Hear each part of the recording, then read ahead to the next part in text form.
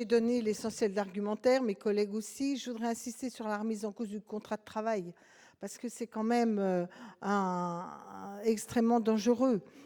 Nos collègues à l'Assemblée, en tout cas pour les collègues socialistes, ont souhaité que on ne soit pas un licenciement sec, que ce soit quand même un licenciement économique. Mais enfin, bilan des courses, on modifie unilatéralement le contrat de travail, même plus parce qu'il y a des problèmes majeurs. Là, on rentre dans une autre logique de vulnérabilité des salariés sous une pression. Et justement, je parle de la pression. Monsieur de Cessart a raison.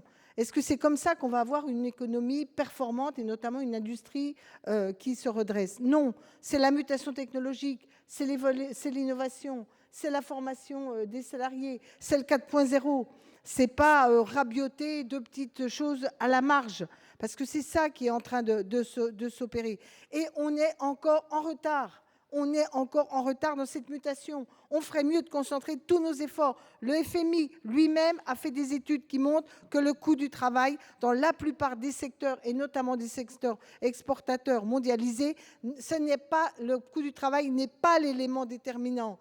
Donc, au contraire, consolidons notre modèle social.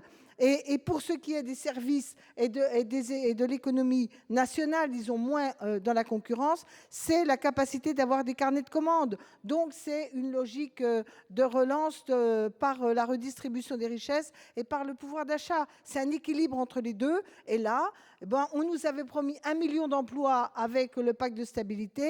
On les attend toujours. On nous promet qu'en permettant de licencier, entre guillemets, flexibilisant le travail, on va moderniser les entreprises. On l'attendra encore longtemps et pendant ce temps-là, il y a une fragilisation économique et industrielle du pays. C'est pas la bonne voie. Et Madame Lienemann, Monsieur